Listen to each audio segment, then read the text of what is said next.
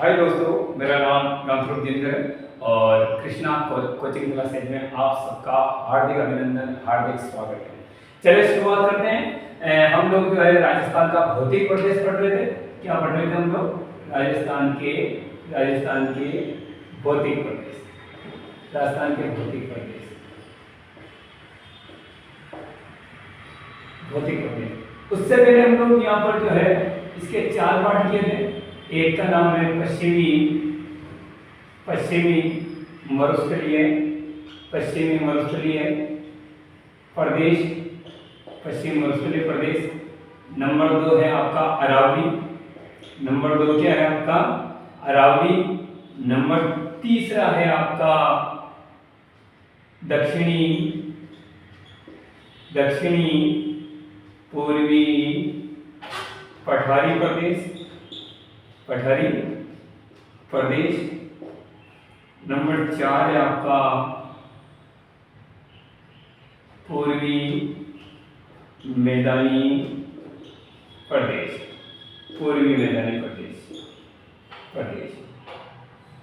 इससे पहले हम लोग जो है 1 और 2 पढ़ चुके हैं और 2 जो है कंप्लीट हम लोगों ने कर लिए थे। और उसके अलावा आज हम लोग जो है ये तीसरा वाला प्रदेश आज हम लोग जो है पढ़ेंगे। अब ये तीसरा प्रदेश कहाँ पर है? जैसे हम लोग यहाँ से नक्शे के हिसाब से अगर बनाते हैं तो इस सेक्टर पे जाते हैं और यूं अगर हम लोग लेते हैं ये वाले सेक्टर में, तो ये पूरी क्या हो गई आपकी? अरावली हो गई। ये पूरी क्या हो गई आपकी? अरावली हो गई। ठीक, ये आपका मरुस्थल हो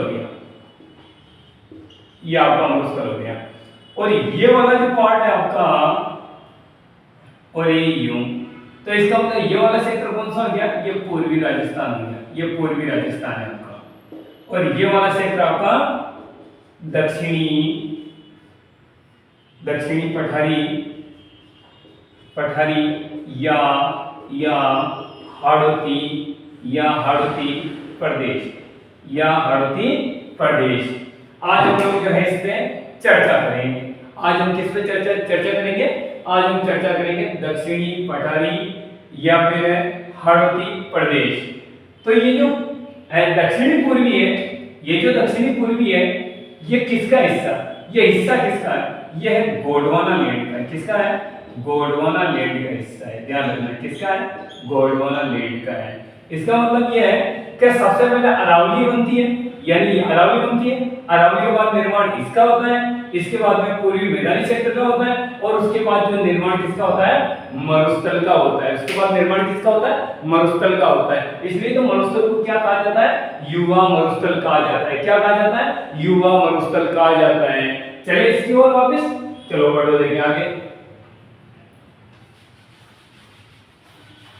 अब इस क्षेत्र में जो है कौन कौन से जिले आते हैं और कौन से क्षेत्र आते हैं, आज इन पे भी हम लोग जो है चर्चा करेंगे।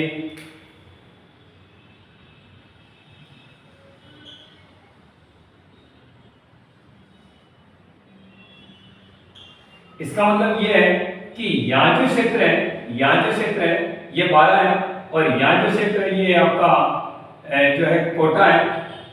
ये क्षेत्र क्या है? कोटा है। ये झालावाड़ है और यहाँ बूंदी है। इसका मतलब है पूरे क्षेत्र को क्या कह रहे हैं हम लोग? हाड़ौती। क्या कह रहे हैं हम? हाड़ौती क्षेत्र। ये हाड़ौती क्षेत्र। और इसका वास्तविक नाम क्या रखा हमने? दक्षिणी पूर्वी पठारी प्रदेश। दक्षिणी पूर्वी पठारी प्रदेश। ये आपका बूंदी हो गया, ये कोटा हो गया, ये झालावाड़ हो गया, और ये वाला क्षेत्र आपका 12 हो गया। ठीक, उसके अलावा ये वाला जो क्षेत्र की बात कर रहा हूं, ये आपके बांसवाड़ा। क्या है भैया? बांसवाड़ा। ध्यान रख लेना, बांसवाड़ा। और बांसवाड़ा क्षेत्र जो है इसका कौन सा भाग है? तो ये बांसवाड़ा का पूर्वी भाग है। पूरा बांसवाड़ा नहीं है, बांसवाड़ा का पूर्वी भाग है, पूरा बांसवाड़ा नहीं है। अब ये पूरे का पूरा क्षेत्रफल कितना है इसका? ये जो आपका हाड़ौती या दक्षिणी पूर्वी पठारी भाग है, इसका क्षेत्रफल कितना? इसका क्षेत्रफल है 8.689%।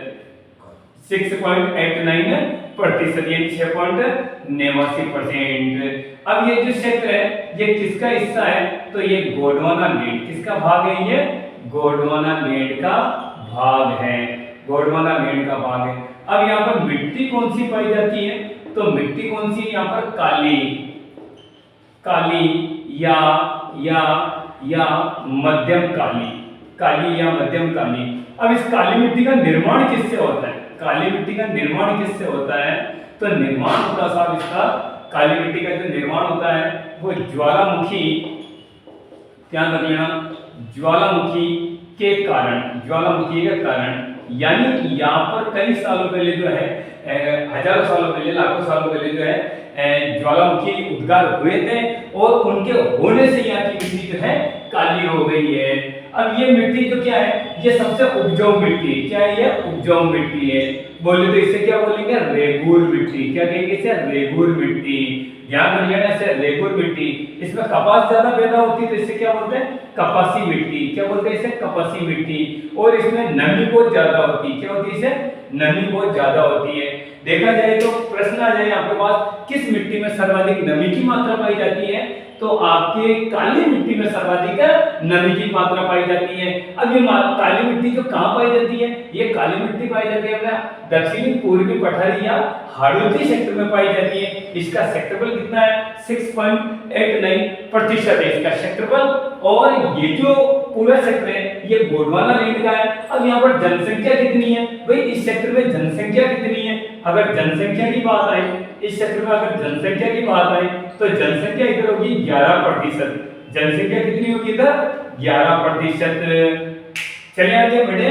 अब इस क्षेत्र में जो है एक यहाँ पर जिला पड़ता आपका, इसी क्षेत्र में यहाँ पर एक जिला पड़ता है जिसका नाम है सवाई माधोपुर। क्या नाम है, सवाई माधोपुर।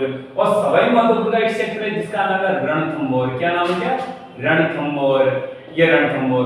और ये जो बूंदी है, ये वाला जो पार्ट है बूंदी, इससे क्या अरावली जो श्रृंखला निकल रही है ये यूं जा रही है, यूं होके जा रही है, ये Vindhyachal range, sorry Vindhyachal range. और इधर से क्या है आपकी जो है अरावली पर्वत श्रृंखला है। तो ये बीच में मिलने का जो स्थान है, यानी इस क्षेत्र का, ये विंध्याचल पर्वत रेंज के जो कुछ पार्ट है इसका मिलने का, और अरावली के मिलने का जो पार्ट है वो रणथंभौर में होता है। इसका मिलन कहाँ होता है, रणथंभौर में होता है। बढ़े आगे, इसे मिटाते हैं पहले।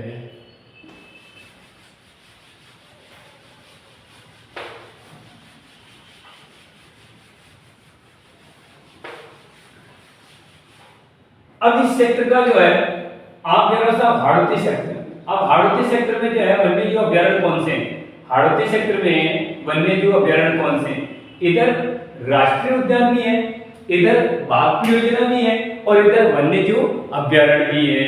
तो सबसे पहले अगर लिखा जाए तो नंबर 1 आपका रामगढ़, नंबर 1 रामगढ़ विषधारी, रामगढ़ विषधारी, रामगढ़ विषधारी अभ्यारण्य, रामगढ़ विषधारी अभ्यारण्य नंबर 1 है। और ये ध्यान रख लेना, ये चौथी बाघ परियोजना नंबर 4 बाघ परियोजना कौन सी है, चौथी बाघ परियोजना है। नंबर 2 पे चले तो आपका एक दर्रा राष्ट्रीय उद्यान, दर्रा राष्ट्रीय उद्यान। और नंबर 3 है दर्रा वन्य जीव अभ्यारण्य, दर्रा वन्य जीव अभ्यारण्य, यानी राष्ट्रीय उद्यान भी है और वन्य जीव अभ्यारण्य, इसी का ये पार्ट है, ध्यान रख लेना। और ये जो आपका रामगढ़ विषधारी है ये बूंदी में है, ध्यान रखें ये बूंदी में। और आपका दर्रा राष्ट्रीय उद्यान जो है झालावाड़ में, झालावाड़ कोटा में। और वन्य जीव अभ्यारण्य की बात करें तो ये झालावाड़ में भी आएगा, और कोटा में भी आएगा, और हल्का फुल्का आपका चित्तौड़ रावतभाटा में भी आएगा। रावतभाटा वाला जो क्षेत्र है वो इसी के अनुरूप जो है हल्का फुल्का क्षेत्र आता है। अब इस हाड़ौती क्षेत्र से किसका उद्गम होता है, तो ध्यान रख लेना, यहाँ से जो है आपके ऊपर माल, ध्यान रख लेना, ऊपर माल के पठार का उद्गम बोलेगे तो उद्गम कैसे भैया, उद्गम कैसे है, ये जो ऊपर वाल का पठार है, वैसे तो आप कहोगे ये है कहां पर है, तो ध्यान रख लेना ये भैंस रोड गढ़ कहां पर है, ये भैंस रोड गढ़। तो भैंस रोड गढ़ से बिजोलिया, भैंस रोड गढ़ से बिजोलिया, बिजोलिया भिलवाड़ा, बिजोलिया भिलवाड़ा तक है। लेकिन उद्गम कहां से हो रहा है, उद्गम हो रहा हाड़ौती, और हाड़ौती का कौन से सेक्टर उसका हो रहा है, तो बोलेंगे कोटा। कोटा का जो निचला दक्षिणी हिस्सा है, कोटा का जो दक्षिणी हिस्सा है, वहां से ही आपके जो है इसका उद्गम होता है। ऐसा प्रश्न आपके पेपर में पूछा गया था। चलो साहब आगे बढ़े। चलो अब इस क्षेत्र की नदियां कौन सी हैं, मुख्य मुख्य नदियां, जो एक दो नदियों के प्रश्न जो आपके एग्जाम में पूछे जाते हैं। मुख्य मुख्य नदियां आएगी यहां पर। अब इसी क्षेत्र में आपके एक चंबल नदी होती है, भाई चंबल नदी है, चंबल नदी है नंबर 1, और नंबर 2 आपके काली सिंध है, इसकी सहायक नदी है काली सिंध, काली सिंध है। नंबर 3 आपके परवन, परवन काली सिंध की सहायक नदी है। नंबर 4 आपका आहू, आहू है, ये भी इसी की सहायक नदी है। तो लगभग ये नदियां जो है इस साइड में इनसे जो है परियोजनाएं भी बनी हुई है और इनसे खेती भी की जाती है। चंबल नदी आपके कोटा सेक्टर के अंदर 2 बांध बने हुए हैं, कोटा में 2 बांध बने हुए हैं, एक आपका जवाहर सागर, एक आपका जवाहर सागर, एक बांध आपका जवाहर सागर, और दूसरा आपका कोटा बैराज। कौन सा है, कोटा बैराज बांध है, ध्यान रखना आपका कोटा बैराज बांध, ये दोनों बांध इधर है। काली सिंध पर आपकी एक परियोजना चल रही है जिसका नाम हरिश्चंद्र, कौन सी है, हरिश्चंद्र, हरिश्चंद्र बांध परियोजना, बांध परियोजना ये यहाँ पर चल रही है। और परवन परियोजना भी है, परवन परियोजना, परवन परियोजना ये कहाँ पर है भैया, ये 12 में, कहाँ है ये 12 में परवन परियोजना। और आहू, ध्यान रहे काली सिंध आहू अगर नदियां देखें तो इन दोनों के संगम पर, इन दोनों के संगम पर एक दुर्ग है जिसका नाम क्या है, गागरोन का दुर्ग। कौन सा दुर्ग है, गागरोन का दुर्ग है, गागरोन का दुर्ग। इस क्षेत्र में कौन सा दुर्ग है, गागरोन का दुर्ग है, ध्यान रख लेना। चंबल नदी पर 2 बांध बने हुए हैं, जवाहर सागर बांध और कोटा बैराज। कहां पर बने हुए हैं, ये कोटा में बने हुए हैं, चंबल नदी पर स्थित है। फिर इधर काली सिंध पर कौन सी परियोजना है, हरिश्चंद्र बांध परियोजना है। परवन की बात करें तो परवन परियोजना और आहू नदी का संगम स्थल में स्थित है। इसका मतलब परवन का जो है 12 में है, और परवन के किनारे 12 में एक दुर्ग भी है, शेरगढ़। ध्यान रख लेना कौन सा दुर्ग है, शेरगढ़ दुर्ग है।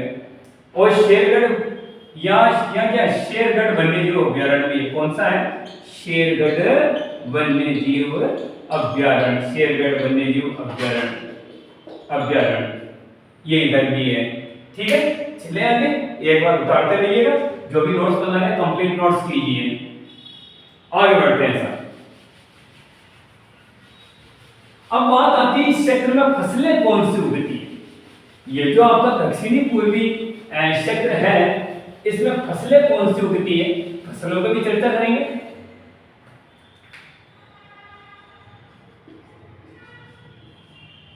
फसलें एक तो इस साइड में आपके कपास, सोयाबीन, चावल, गन्ना, चावल और गन्ना। बढ़िया है, चलो साहब।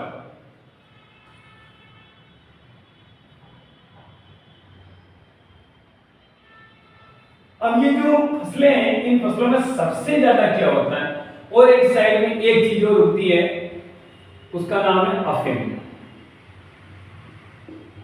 अफीम, कपास की बात करें तो इधर देसी कपास उगती है, देसी। सोयाबीन सर्वाधिक उगती है, ये किसका स्रोत है, ये प्रोटीन का स्रोत है, सबसे बड़ा प्रोटीन का स्रोत है। चावल की बात करें तो चावल जो है सबसे ज्यादा देखा जाए तो कोटा में सर्वाधिक उगते हैं, और फिर दूसरा स्थान बूंदी का आता है। उसके बाद गन्ना की बात करें तो गन्ना वैसे देखा जाए तो चित्तौड़ में भी है गन्ना, गन्ना चित्तौड़ में भी है और कोटा में भी है, कोटा में भी है और बूंदी में भी है, बूंदी में भी है। और ये कौन सी फसल है? ये 12 मास की फसल है, 12 मास वाली फसल है, 12 महीने तक चलती है। अफीम की बात करें तो सर्वाधिक कहाँ होती है अफीम? तो अफीम होती है साहब आपके झालावाड़ में, सर्वाधिक कहाँ होती है? झालावाड़ में। लेकिन अगर वो उत्पादन की बात करें तो चित्तौड़ में, उत्पादन की बात करें तो चित्तौड़ में अफीम, ये दोनों जिले जो है आपके अफीम के लिए फेमस हैं। अब इसी क्षेत्र में आपके इस मिट्टी के अंदर, इसी काली मिट्टी के अंदर है ये फसलें उगाई जाती है, ध्यान रख लेना, इसी क्षेत्र में उगाई जाती है। इस क्षेत्र का नाम है दक्षिणी, इस क्षेत्र का नाम है दक्षिणी पूर्वी पठारी प्रदेश। इस क्षेत्र का नाम क्या है? दक्षिणी पूर्वी पठारी प्रदेश, दक्षिणी पूर्वी पठारी प्रदेश।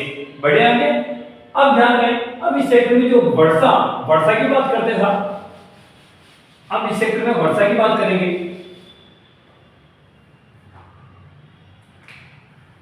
ये जो आपका पूरा क्षेत्र है,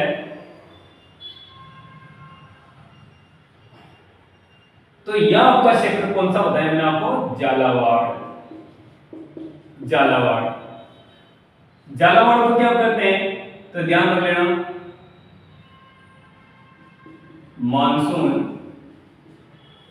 मानसून का प्रवेश द्वार, मानसून का प्रवेश द्वार, यानी राजस्थान में मानसून का प्रवेश द्वार है। और इसी क्षेत्र में मानसून कौन सा आता है आपका? बंगाल की खाड़ी का, बंगाल की खाड़ी का मानसून आता है, बंगाल की खाड़ी का मानसून, ध्यान रख लेना, बंगाल की खाड़ी का मानसून आता है, इसी क्षेत्र में आता है, ध्यान रखिए, ठीक है। अब यहाँ पर वर्षा कितनी होती है? तो यहाँ वर्षा का जो माप है 100 से 120 सेमी, अकेले जिले की बात कर रहा हूँ, 100 से 120 सेमी। इसे क्या कहेंगे हम लोग? इसे कहेंगे राजस्थान का चेरापूंजी, राजस्थान का चेरापूंजी। और यहाँ पर क्या है, जो संतरा है, संतरा बहुत ज्यादा होता है, संतरा ज्यादा होता है, तो संतरा के कारण इसे क्या कहते हैं? राजस्थान का नागपुर भी कहते हैं। क्या बोलते हैं? राजस्थान का नागपुर, राजस्थान का नागपुर भी कहते हैं इसे। राजस्थान का नागपुर आ जाए तो संतरे के उत्पादन के कारण होता है, राजस्थान का चेरापूंजी आ जाए तो वर्षा के कारण होता है, मानसून कौन सा आता है? बंगाल की खाड़ी का आता है, और राजस्थान में मानसून का प्रवेश द्वार किसे कहते हैं? तो झालावाड़ को कहते हैं। अब इसी क्षेत्र की अगर पूरी बात करें, इसी क्षेत्र की दक्षिणी पूर्वी क्षेत्र की पूरी बात करें तो औसत वर्षा कितनी है यहाँ की? औसत वर्षा कितनी? इसी पूरी क्षेत्र की औसत वर्षा कितनी है? तो औसत वर्षा है 60 से 80 सेमी, पूरी की पूरी 60 से 80 सेमी। और ध्यान रख लेना, इसी क्षेत्र में सर्वाधिक क्या है? सर्वाधिक नदियां हैं, सर्वाधिक नदियां इसी क्षेत्र में, ध्यान रहे, सर्वाधिक नदियां हैं इसी क्षेत्र में, यानी सर्वाधिक नदियों वाला संभाग भी आप लोग कह सकते हो। ये एक संभाग के रूप में भी है, और इसी संभाग में 4 जिले आते हैं। तो एक जिला आपका ये रहा पूरा पूरा, ये आपका 12, क्या हो गया? 12। और इसी क्षेत्र में यहाँ पर आपके जो है बूंदी है, यहाँ बूंदी है, और यहाँ कोटा है, यहाँ पर कोटा है। तो ये हाड़ौती क्षेत्र पूरा का पूरा। और ध्यान रहे, ये हाड़ौती क्षेत्र में जो है आपका कोटा संभाग है, और कोटा संभाग में ये 4 जिले आते हैं। बढ़िया। अब बूंदी की बात करें तो बूंदी में क्या है? सरकारी मिल, क्या है? सरकारी या सहकारी शुगर मिल, सहकारी शुगर मिल है, यहाँ ध्यान रखना, सहकारी शुगर मिल से इसकी स्थापना जो है आपके 1965 में की गई, और वर्तमान में बंद है। क्या है? वर्तमान में बंद है, वर्तमान में बंद है, ये ध्यान रख लेना। तो राजस्थान में शुगर मिल्स हैं 3 प्रकार की है, जो है निजी भी है, और आपके सार्वजनिक भी और सहकारी भी है। जो पहली राजस्थान की सहकारी जो है बूंदी में लगाई गई, और बूंदी में जो है पहला सीमेंट का कारखाना, ध्यान रख लेना, प्रथम सीमेंट का कारखाना यही लगाया था। और कौन सी कंपनी के द्वारा? तो ध्यान रहे, क्लिक, कौन सी कंपनी के द्वारा? Click Nixon company, Nixon company के द्वारा लगाया गया पहला कारखाना, ध्यान रख लेना। 1913 में लगाया जाता है, और 1917 में इसका उत्पादन शुरू होता है, 1917 में उत्पादन शुरू होता है। अगर प्रश्न आ जाए राजस्थान का पहला कारखाना सीमेंट का कौन से क्षेत्र में लगाया गया था, तो आपके क्लिक निक्सन कंपनी द्वारा बूंदी, और बूंदी का एक क्षेत्र आता है, ध्यान रख लेना, लाखेरी। कौन सा क्षेत्र है? लाखेरी क्षेत्र। कौन सा क्षेत्र है? लाखेरी क्षेत्र है। और ये जो शुगर मिल्स है आपके कहां पर है? बूंदी में, केशोरायपाटन। कौन से क्षेत्र में? केशोरायपाटन क्षेत्र में, केशोरायपाटन क्षेत्र में। यह आपका जो है दक्षिणी पूर्वी पठारी क्षेत्र है, जहाँ पर जो है कृषि भी की जाती है, विभिन्न नदियां भी हैं और सर्वाधिक नदियों वाला संभाग भी है, काली मिट्टी वाला क्षेत्र है और सर्वाधिक आर्द्रता भी पाई जाती है, सर्वाधिक आर्द्रता भी पाई जाती है। बंगाल की खाड़ी में मानसून आता है और इस साइड में जो आपके विंध्याचल रेंज भी है और इसके पश्चिम में जो है आपके अरावली क्षेत्र है, पश्चिम में अरावली क्षेत्र है और पूर्व में विंध्याचल रेंज है और बूंदी, सवाई माधोपुर आसपास के क्षेत्रों में जो है महान सीमा ब्रज का भी निर्माण होता है। अब इसी क्षेत्र में जो है विभिन्न दर्रे हैं, जिसमें एक दर्रा यहाँ का पूछा जाता है, परीक्षाओं में आता अक्सर दर्रा परीक्षाओं में आता है। अब वो दर्रा कौन सा, पहले तो ये तय करते हैं कि दर्रा होता क्या है, दर्रा होता क्या है। चलो साहब, दर्रा क्या होता है? नाल भी बोलते हैं उसको, दर्रे को क्या कहते हैं? नाल भी कहते हैं। यानी ये जो आपका पहाड़ है और इसमें पहाड़ पे जो रास्ते बनाए जाते हैं उसको क्या बोलते हैं? दर्रा कहते हैं। ठीक है। अब बूंदी का दर्रा कौन सा है? बूंदी का दर्रा कौन सा है? बूंदी, तो बूंदी में एक तो है जेतगढ़ दर्रा, जेतगढ़ दर्रा और एक है आपका रामगढ़, रामगढ़ दर्रा। एक दर्रा और आता है यहाँ पर नंबर 3 आपका खटखड़, खटखड़ दर्रा। अब आपके बूंदी में टनल भी आती है, टनल, क्या मतलब है? टनल भी आती है बूंदी में, क्या आती है? टनल आती है और वो टनल जो है आपने कोटा वाले मार्ग पर बनी हुई है, कोटा वाले मार्ग पर बनी हुई है। यानी लगभग 1 किलोमीटर लंबी जो है, 1 किलोमीटर 200 मीटर ऐसे है, 1000 यानी 1200 मीटर के समथिंग है। तो ये देखा जाए तो राजस्थान की सबसे लंबी टनल भी कहते हैं इसे और ये नेशनल हाईवे पे स्थित है और कोटा वाला हाईवे पे स्थित है ये। और ऊपर का जो भाग आ रहा है वो रामगढ़ बिस्दारी अभ्यारण्य भी आ रहा है, जहाँ सर्वाधिक सांप पाए जाते हैं। और इसी तरह में ये रामगढ़ का थोड़ा ध्यान रख लेना, ऐसा प्रश्न जो है पेपर में कई बार पूछा गया है। बड़े आगे देते साहब। अब इनमें जो झीलें, झील कौन कौन सी है इस क्षेत्र में? भाई झील कौन कौन सी है? एक तो आपके जैसागर है पूरा का पूरा, बूंदी का अंदर जैसागर है। उसके अलावा कोटा में छोटी मोटी झीलें बनी हुई, एक आपका किशन सागर भी है वहाँ और झालावाड़ में भी विभिन्न प्रकार की झीलें हैं और कई परियोजनाएं उधर बनाई जा रही है। अभी वर्तमान में भी जो है ERCP के तहत जो है ये काम चल रहा है। ये आपका जो है आज चैप्टर समाप्त हो रहा है, लेकिन इसी के साथ जो अभी एक पॉइंट अपना और बाकी है वो है पूर्वी मैदानी क्षेत्र, उसे भी अभी करते हैं। बहुत बहुत धन्यवाद आपका।